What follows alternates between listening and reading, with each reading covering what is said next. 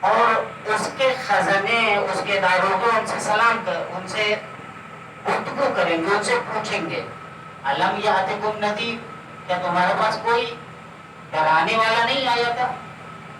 وہ کہیں گے بھلا ہمارے پاس ڈرانے والے آئے تھے، لیکن ہمارے حق میں کلمہ عذاب لکھا جا چکا تھا.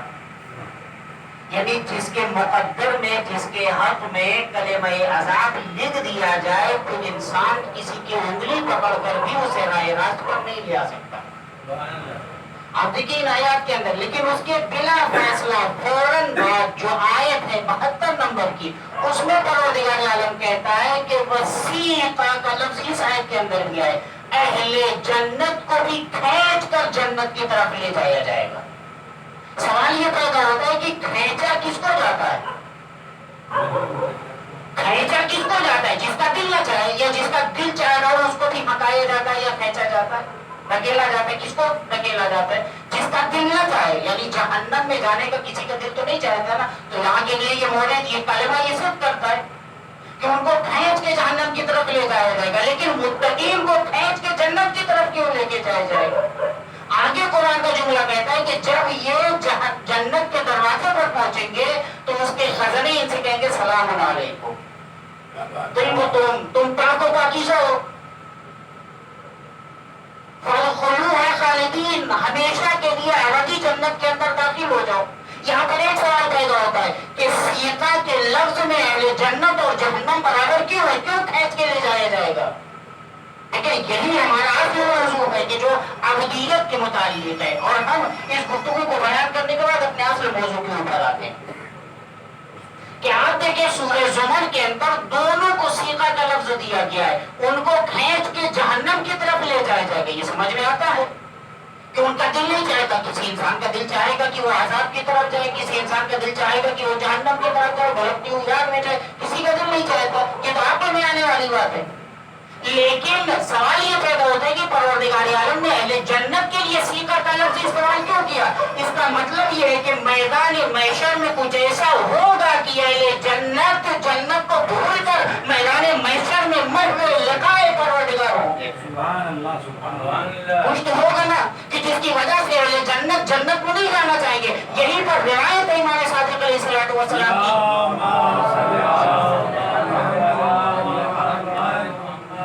جس میں امام صادق علیہ الصلوۃ والسلام جناب زرارہ سے فرماتے ہیں کہ جب روز محشر ہوگا اور وہاں پر ذل عرش اور تحت عرش الہی ایک نور کا منبر ہوگا کہ جس پر حسین ابن علی تشریف فرما ہوں گے اور وہاں پر مومنین کی مجلس ہو رہی ہوگی، اس وقت فرشتے اور نور کے پیغامبر آ کے کہیں گے جنت تمہارا انتظار کر رہی ہے. یہ لوگ سر اٹھا کے بھی نہیں دیکھیں گے، اس لیے کہ انہیں جنت کی لالچ نہیں ہے. جہاں حسین رہیں گے وہیں ان کی جنت.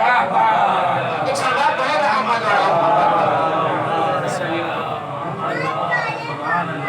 اب دیکھیے اس مقدمے کے بعد پروردگار عالم قرآن مجید کے اندر کیا کہا؟ یا ایتھا النفس المطمئنہ ارجعی الی ربک، اپنے رب کی طرف آ جا. دو چیزیں ہوتی ہیں. دیکھیں انسانوں کی 3 صورتیں ہیں. پہلی صورت انسان راضی ہوتا ہے، خدا راضی نہیں ہوتا ہے اس سے. دوسری صورت یہ ہوتی ہے کہ خدا راضی ہوتا ہے، انسان راضی نہیں ہوتا ہے. جیسے ہم سب ہیں کہ جتنا بھی ہم کو ملتا چلا جائے خدایا اور سائیکل تھی بائک آ گئی، اور بائک بیچ دیا 4 ویلر آ گئی، اور اس سے بڑی چیز چاہیے، اس سے اچھی گاڑی چاہیے، اس سے مہنگی گاڑی چاہیے.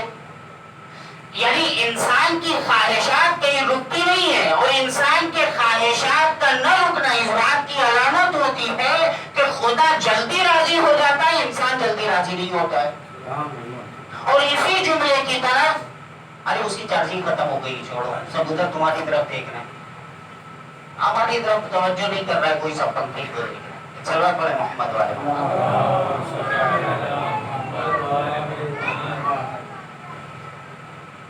انسان کی خواہش کے دیکھا کو نہیں ہوتی ہے.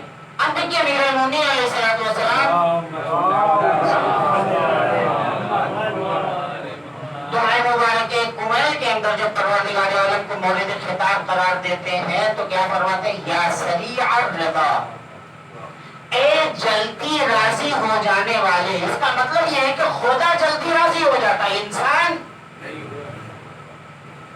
انہوں نے میرے باپ کے ساتھ ایسا کیا تھا، اگر خدا بھی یہی روز قیامت کہنے لگے ٹھیک ہے تو ان کو معاف نہیں کر رہا، ہم بھی تمہیں معاف نہیں کریں گے، ہم کچھ نہیں ہے، ہماری کوئی حقیقت نہیں ہے، پھر بھی اتنی عقل ہے ہمارے اندر، تو خدا جس کے پاس سب کچھ ہے سوچیے اس کے اندر کتنی عقل ہونی چاہیے، وہ تو ہے ہی تکبر،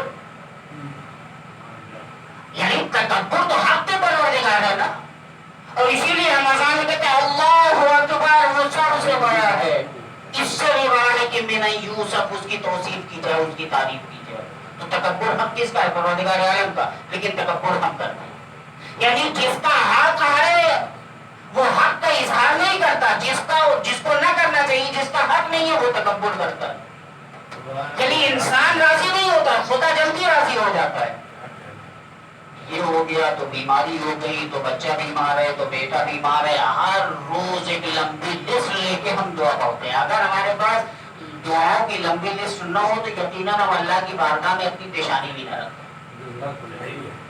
کیوں جاتے ہیں اللہ کی بارگاہ میں؟ اس لیے کہ ہمارے پاس لمبی سی لسٹ ہے، نماز پڑھ کے ہم کو لمبی دعا کرنا ہے، خدا یہ مل جائے، یہ مل جائے، یہ مل جائے، یہ مل جائے، یہ ہو جائے، یہ ہو جائے، یہ ہو جائے، ساری ایک لمبی لسٹ ہوتی ہے، لیکن آل محمد علیہ السلام وہ ہیں کہ جن کے پاس دعاؤں کی لسٹ نہیں ہوتی، اپنے لیے کچھ نہیں چاہتے، جو چاہتے ہیں دوسروں کے لیے چاہتے، خدایا، اس لیے کہ خدا نے تو ان کو سب کچھ دے رکھا ہے نا، اسی اطاعت کی بنیاد پر آئندہ ہمارے اسی موضوع کے اندر جلدی جلدی اپنی گفتگو سرور پڑے محمد تو سب سے بڑی چیز یہ ہے کہ اطمینان نہیں ہے انسان کی زندگی، اب تک یہ ہر انسان بیماری پھیلی ہوئی، ہر انسان ڈرا ہوا ہے، جتنی زیادہ خطرناک بیماری یہ وبا نہیں ہے اس سے زیادہ انسان ڈر کی وجہ سے مارا جا رہا ہے، مصافحہ نہیں کرتے، کسی سے بات نہیں کرتے، مجلسوں میں شرکت نہیں کرتے، ہر اتنا زیادہ ڈرا ہوا انسان کہ موت نہ بھی ہو تب بھی مر جاتا ہے، یعنی خوف انسان کو مار دیتا ہے، خوف کہاں سے پیدا ہوا؟ میڈیا سے، یہ صرف میڈیا وہی نہیں ہے کہ جو ٹی وی کے اوپر چلاتے ہیں، بلکہ ہمارے اطراف میں، ہمارے گھروں کے اندر بھی میڈیا کے نمائندے موجود ہیں، ارے وہاں نہ جانا ایسا ہو جائے گا، یہ نہ کرنا ایسا ہو جائے گا، محرم میں ایسا ہو جائے گا، اور بیماری، یہ سب حالات ایسے ہمیں سوچنا چاہیے ہماری زندگی کس کے لیے؟ ان صلاتی ونسکی ومحیایا ومماتی للہ رب العالمین، سب کچھ اللہ کے لیے ہونا چاہیے، ہم کو اللہ کی رضا پر راضی ہونا چاہیے، زندہ رکھے تب بھی اطاعت میں، موت آئے تب بھی اطاعت، یہی تو در سے کربلا ہے، ہم ہر روز مجلسوں میں ذکر مصیبت امام حسین علیہ السلام سنتے ہیں تو آنسو آتے ہیں، ان کے چلے جاتے ہیں، ہم نے یہ نہیں سیکھا کہ صبر کسے کہتے ہیں، در سے کربلا ہم نے نہیں لیا، کربلا سے عبرت ہم نے نہیں لی کہ ہر حال میں شکر پروردگار عالم لبوں کے اوپر ہونا چاہیے، اس سے بڑا کوئی ساری دنیا میں پیدا ہوا ہے کہ جس کے ہاتھوں پر 6 مہینے کے بچے کی میت ہو، کہہ رہا الہی رغم برضائک و تسلیما لامرک لا معبود سواک یا ارحم الراحمین، سبحان اللہ، تیری مرضی کے اوپر راضی ہوں، تیرے آگے سر تسلیم خم ہے، تیرے علاوہ کوئی معبود نہیں ہے، تو سب سے زیادہ رحیم و کریم ہے، ہمارے ایک موت ہو جاتی لوگ کیسے کیسے جملے کہتے ہیں، لیکن امام حسین علیہ السلام اتنے جنازے اٹھا چکے پھر بھی کہتے ہیں ارحم الراحمین ہے، تو جو کرتا ہے صحیح کرتا ہے، اچھے کے لیے کرتا ہے، جناب زینب کبریٰ کا مشہور جملہ جو ظالم کے دربار میں بھی نے کہا تھا ما رأیت الا جمیلا، ہم نے اللہ سے اچھے کے علاوہ کچھ نہیں دیکھا، سوچے آدمی خالی لفظ کتنا لطیف جملہ ہے، حسین جملہ ہے جناب زینب کبریٰ کا، ما رأیت الا جمیلا، اچھے کے علاوہ، اچھائی نہیں، اچھے کے علاوہ کچھ نہیں دیکھا، ظالم نے یاد کیا دلایا، دیکھا خدا نے تمہارے بھائی کے ساتھ کیا کیا، تمہارے بیٹے کے ساتھ کیا کیا، تمہارے بھتیجے کے ساتھ کیا کیا، تمہارے خاندان کے ساتھ کیا کیا، سب خدا نے کیا کیا، جناب زینب نے کیا کہا ما رأیت الا جمیلا، ایسے انسان اس مقام پہ نہیں آ جاتا کہ جہاں معصوم کی موجودگی میں حجت خدا کی موجودگی میں کربلا کے بچانے کی ذمہ داری زینب کبریٰ کے ہاتھوں میں۔ سبحان اللہ سبحان اللہ۔ ایسے اس مقام پہ نہیں پہنچی ہے کہ امام سجاد علیہ السلام کی موجودگی میں جناب زینب کبریٰ اس نہضت کربلا کی ذمہ داری اپنے کانپوں پر اٹھائے۔ ایک سلوات پڑھے محمد یا ایھا النفس المطمئنہ ارجعی الی ربک، اپنے رب کی طرف۔ کس حالت میں آؤ اپنے رب کی طرف؟ راضیۃ مرضیہ، تم بھی خدا سے راضی ہو، خدا بھی تم سے راضی ہو۔ دیکھیں دو چیزیں، ایک کبھی انسان راضی ہوتا ہے خدا راضی نہیں ہوتا، کبھی خدا راضی ہوتا ہے انسان راضی نہیں ہوتا، کبھی خدا بھی راضی ہوتا ہے انسان بھی۔ یہ ہر انسان کے بس کی بات نہیں ہے۔ جب انسان ان دو مرحلوں کو طے کر لے گا، توجہ بنائیے گا، جب ان دو مرحلوں کو طے کر لے گا، کون کون سے دو مرحلے؟ راضیہ مرضیہ، کہ خدا بھی راضی ہو، بندہ بھی خدا سے راضی ہو۔ پہلے مرحلے کو کہ جہاں انسان خدا سے راضی ہوتا ہے، اس مرحلے کو مرحلے رضا کہا جاتا ہے، اور جہاں خدا بندے سے بھی راضی ہو جائے اس مقام کو مقام تسلیم کہا جاتا ہے۔ وَيُسَلِّمُ تَسْلِيمًا، جسے کہتے ہیں آپ کو سمرپن کر دینا اللہ کے سامنے، جو کچھ ہے سب کچھ دے گا، ہمارا کچھ ہے۔ ایسے بہت کم لوگ ملتے ہیں۔ دیکھیں جب انسان کے اندر یہ دو صفتیں پیدا ہو جائیں گی، کون سی؟ راضیۃ مرضیہ، کہ خدا بھی بندے سے راضی، بندہ بھی خدا سے راضی، تب جا کے پروردگار عالم کہتا اب تم پاک و پاکیزہ ہو گئے، فادخلی فی عبادی، آؤ بندوں میں داخل ہو جاؤ۔ ہے نہیں ہے؟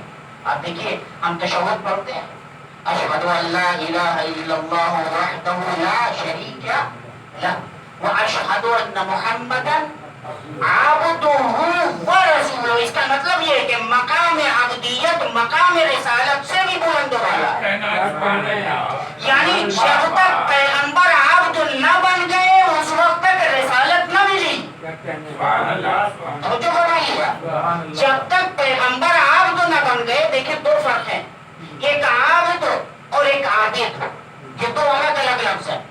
عابد ہونا اور عابد ہونا ان دونوں کے درمیان فرق ہے۔ عابد کسے کہتے ہیں؟ عابد کہتے ہیں کہ جو اللہ کی عبادت کرے لیکن اپنی مرضی سے۔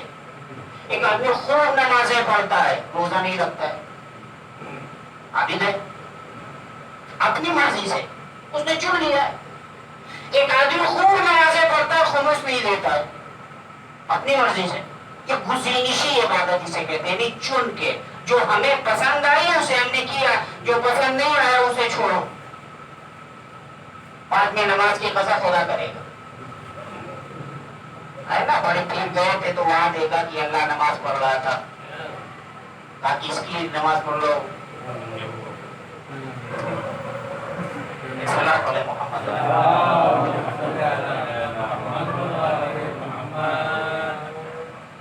تو عبد اور عابد یہ دونوں الگ الگ چیزیں۔ عابد وہ ہے کہ جو اپنی مرضی سے عبادت کرے، لیکن عبد اسے کہا جاتا ہے کہ جو خدا کی مرضی سے عبادت کرے، اس میں اپنی مرضی نہیں چلتی۔ اسی لیے آپ دیکھیے کہ قرآن مجید جہاں سے شروع ہوتا ہے، شروع ہوتے ہی پروردگار عالم بیان کرتا ہے سب سے پہلا قصہ کس کا؟ وَإِذْ قَالَ رَبُّكَ إِنِّي جَاعِلٌ فِي الْأَرْضِ خَلِيفَةً، اللہ نے جب فرشتوں سے کہا کہ میں زمین کے اوپر اپنا خلیفہ بنانے والا ہوں، فرشتوں نے کیا کہا؟ نحن نسبح بحمدک ونقدس لک، ہم بھی تو تیری تسبیح کرتے ہیں، تیری تقدیس کرتے ہیں، تیری عبادت کرتے ہیں، ہم میں سے کسی کو بنا دے؟ اور عالم نے نہیں مانا، نہیں، انی اعلم ما لا تعلمون، جو میں جانتا ہوں تم عابد تو بن سکتے ہو، عابد نہیں بن سکتے۔ اور اسی لیے پروردگار عالم کی نظر یہ دیکھ رہی تھی کہ ابلیس نے لا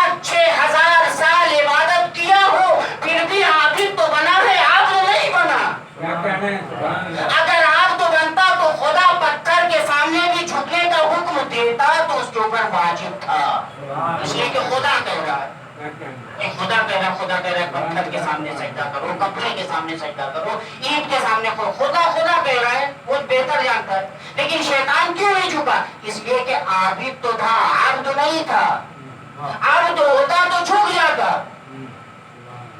خدا جانتا تھا ان کی نفسیات کو، ان کے حالات کو، اسی لیے ان کو اپنا یہ عہدہ نہیں دیا. لیکن جس کو پروردگار عالم نے اس عہدے کے لیے منتخب کیا، جب اس کا ذکر کیا، سب سے بڑا ذکر کون سا؟ سب سے بڑا ذکر جو آسمان پہ بلانے والا ذکر. جب وہ ذکر کیا تو فرماتے ہیں سبحان الذی اسری بعبدہ، پاک و پاکیزہ ہے وہ ذات کے جو لے گئی اپنے بندے کو، رسول کو نہیں، نبی کو نہیں، محمد کو نہیں، احمد کو نہیں، یاسین کو نہیں، کسی کو نہیں کہا، بلکہ عبدیت کو معراج ہوئی ہے. یعنی اگر تمہیں بھی معراج حاصل کرنی ہے تو بعد میں عہدہ دکھانا، پہلے عبد بن کے دکھاؤ. پڑھے محمد والے.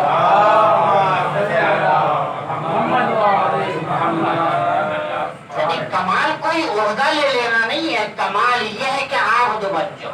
اچھا آپ دیکھیں، دلچسپ بات یہ ہے کہ پروردگار عالم نے اس عبد کی دو جمع قرآن مجید کے اندر استعمال کی ہے. دو جمع ہے، ایک عبد کی جمع عبید آتی ہے، ایک عبد کی جمع عباد آتی ہے.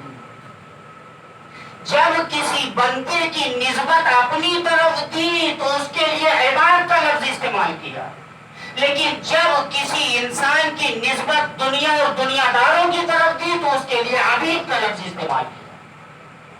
اب دیکھیں امام حسین علیہ السلام کا وہ مشہور اور تاریخی جملہ کہ جس میں فرماتے ہیں الناس عبید الدنیا، لوگ بندے دنیا کے بندے ہیں، دنیا کے غلام ہیں. اچھا بہت حسین جملہ امام حسین علیہ السلام کا. الناس عبید الدنیا، لوگ دنیا کے غلام ہیں، بندے ہیں، نوکر ہیں. والدین لائق علی السنتہم، خالی ان کی زبانوں کے اوپر دین دین دین، اسلام اسلام اسلام، شریعت شریعت شریعت، خالی زبان پہ. فَإِذَا مُحِّسُوا بِالْبَلَاءِ قَلَّ الدَّيَّانُونَ، جب ان کے اوپر مصیبتیں آ کے پڑتی ہیں تب پتہ چلتا ہے کون کتنا بڑا مومن ہے. پروردگار عالم نے جو انسان کے لیے مصیبت بنائی ہے اس کی مین وجہ، جملہ وجوہات میں سے ایک وجہ وہی آزمائش ہے. فَإِذَا مُحِّسُوا بِالْبَلَاءِ قَلَّ الدَّيَّانُونَ، جب وہ مصیبتوں میں پھنستے ہیں نا تب ان میں پتا چلتا ہے کون مومن ہے کون غیر مومن ہے، کون اللہ اللہ کرتا ہے، کون بچوں کو لے کے دوسروں کے دموں پر جا کے ڈیرے ڈال دیتا ہے. امتحان تو پروردگار عالم نے ولایت امیر المومنین کی صحیح خطیر میں لیا تھا. کون عبید دنیا ہے کون عباد اللہ میں سے، یہی بات ہوتی. احتساب سیدھا سیدھا پیغمبر اعلان کر دیتے، اپنی جگہ پر بٹھا کے چلے جاتے. کیوں کر دیتے پیغمبر؟ آپ کچھ نہ کریں، سارا کام پیغمبر کریں. ارے آپ بھی تو کچھ محنت کریے، کتابیں اٹھائیے، آپ بھی تو تحقیق کریے. کہ خالی ہر کام پیغمبر کر کے چلے جاتے، آپ کو پکا پکایا ملا، آپ نے حلوہ سمجھ کے اسے کھا لیا. کوئی بات کیا آدمی شریف کا حلوہ کوئی بڑی سہمت انسان کرے، تکلیف اٹھائے، پریشانی اٹھائے، حق کو تلاش کرے، حق کے پیچھے جائے تاکہ اسے حق نصیب ہو. اسے تو پتا چلے کہ ولایت کے اندر کتنی شیرینی ہے، ولایت کے اندر کتنی مٹھاس ہے. اب آپ دیکھیے بات آ گئی ہے تم، لیکن میرے موضوع میں نہیں تھی، اس لیے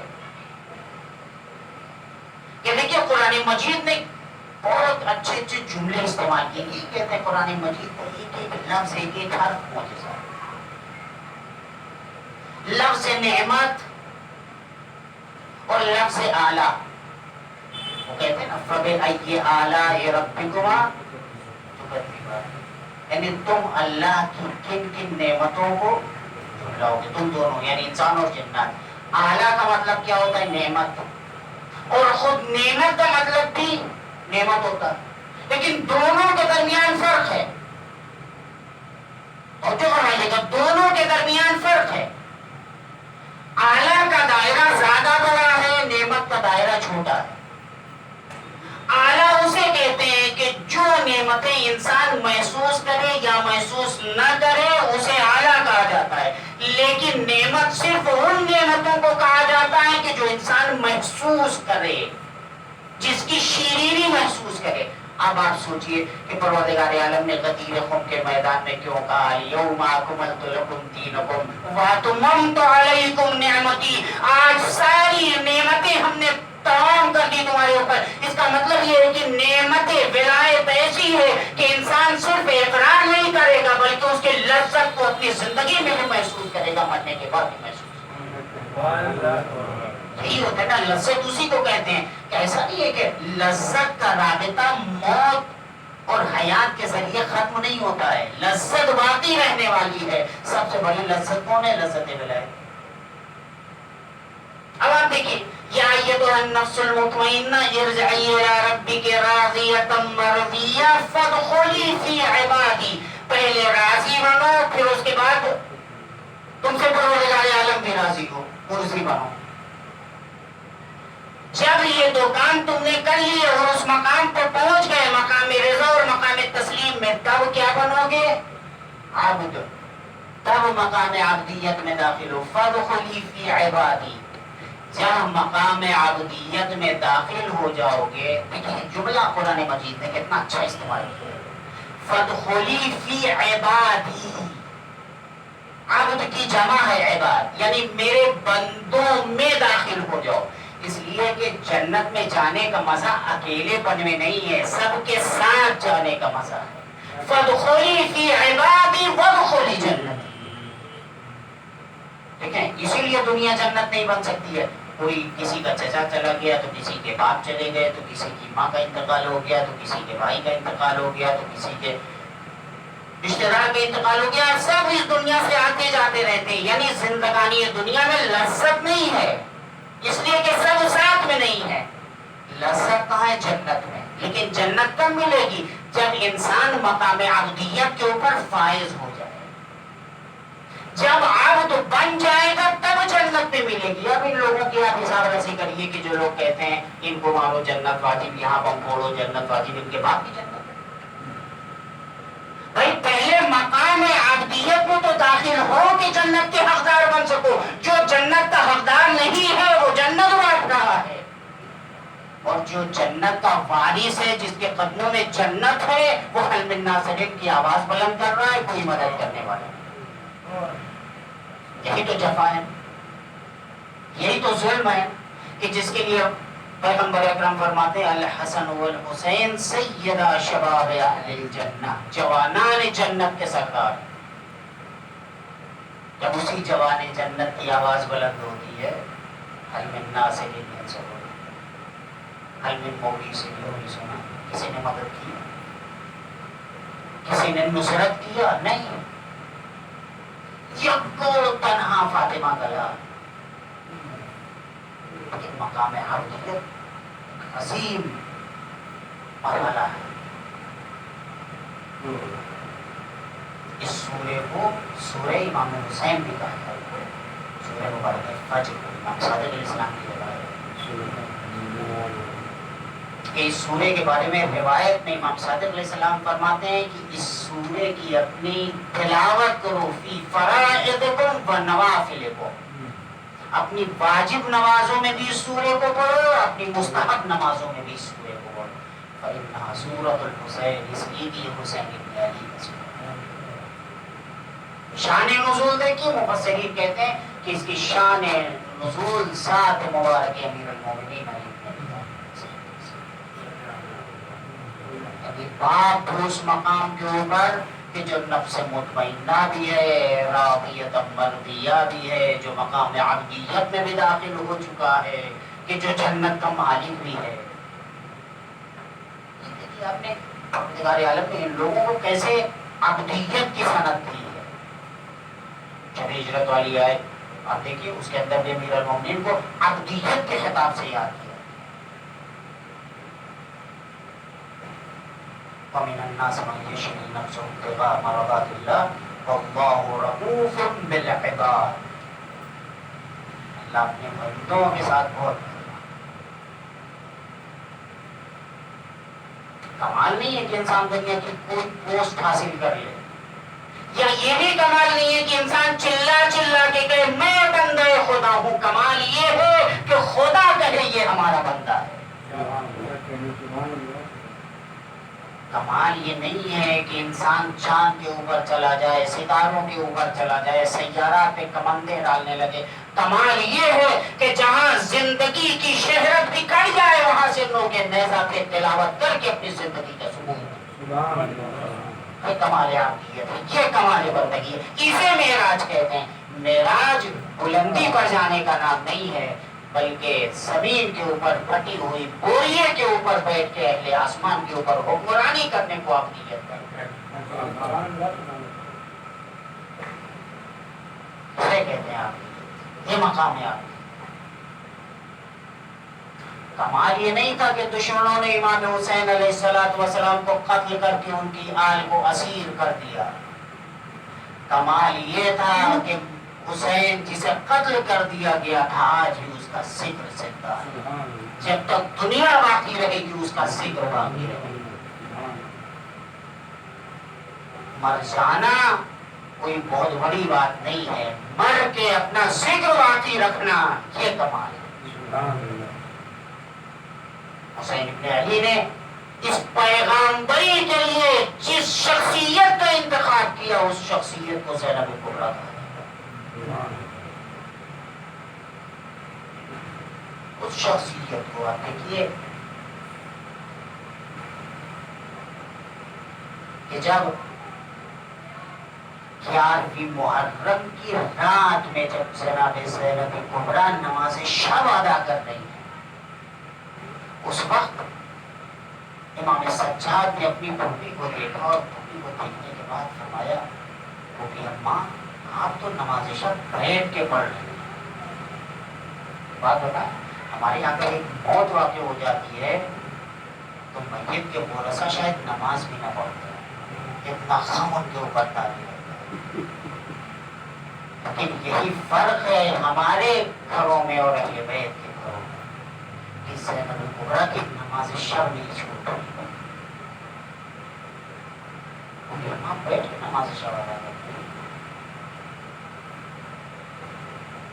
میرے لال ان پیروں کی طاقت جا چکی ہے، اسے پڑا.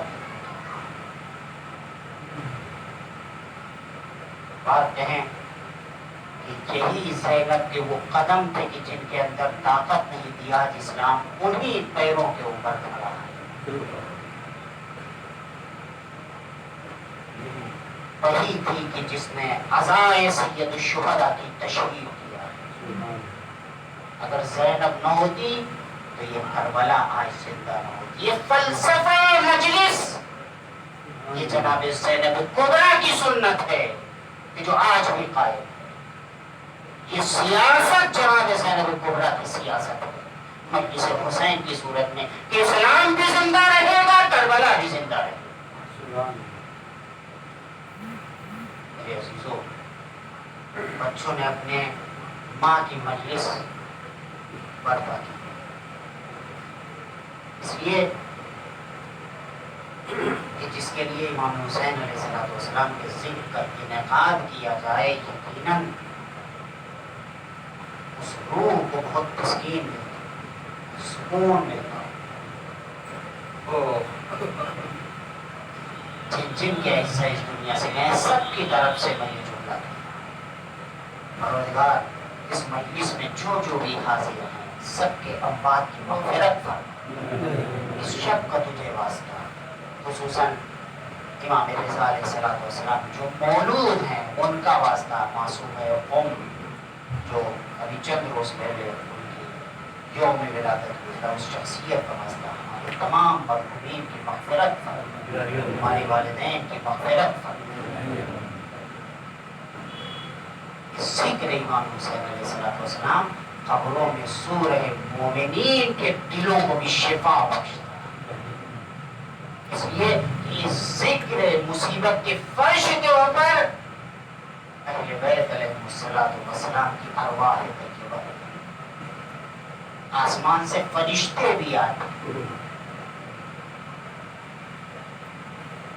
اور جب یہاں سے واپس جاتے ہیں تو دوسرے فرشتے پوچھتے ہیں کہاں سے آ رہے ہو، اتنی اچھی خوشبو کہاں سے لے کے آ رہے ہو؟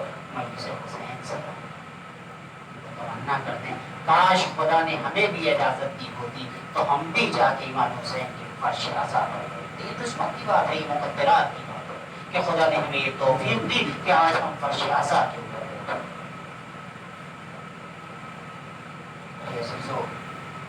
اس ماں کو یاد کریے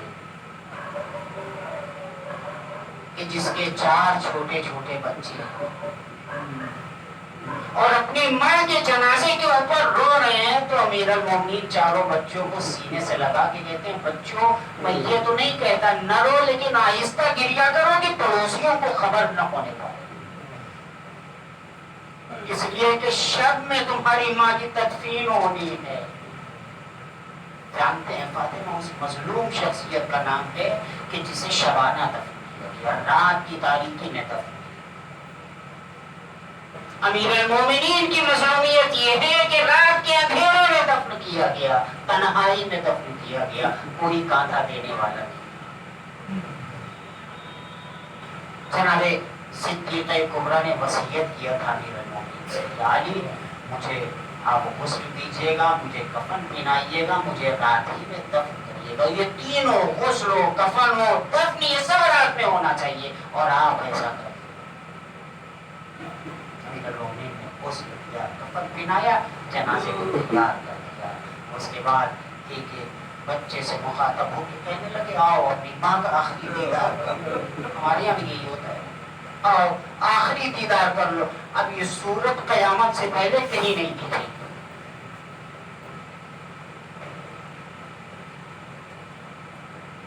تاریخ لکھتی ہے کہ سارے بچے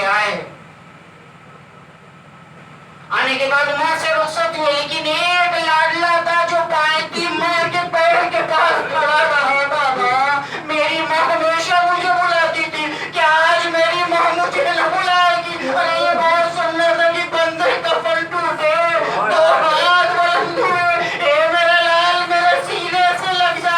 ارے ایک طرف حسن کو سینے سے لگایا، ایک طرف حسین کو سینے سے لگایا. عاطف غیبی نے آواز دی علی بچوں کو الگ کر لو، ملائے اعلیٰ میں کوہراہم مچا ہوا ہے. یا امیر المومنین آج تو آپ ایک ماں کے جنازے سے ایک بچے کو الگ کر رہے ہیں، ملائے اعلیٰ میں کوہراہم ہے، لیکن کل جب ایک 4 سالہ بچی بابا کے بے سر لاشوں سے لپٹ کے فریاد کر رہی ہوگی بابا خیمے جلا دیے گئے، ارے کانوں سے گوشوارے چھین لے گئے، ارے ماں پھوپھی کے پیروں سے خلخال اتار لی گئی، بیمار کا بستر چل گیا، منہ پر تماچے لگے، خیمے جل گئے. ارے اس وقت کیا ہوگا؟ یقیناً آسمان کے فرشتے گریا کر رہے ہوں گے ہائے سکینہ کی مجبوری، ہائے حسین کی سے عالم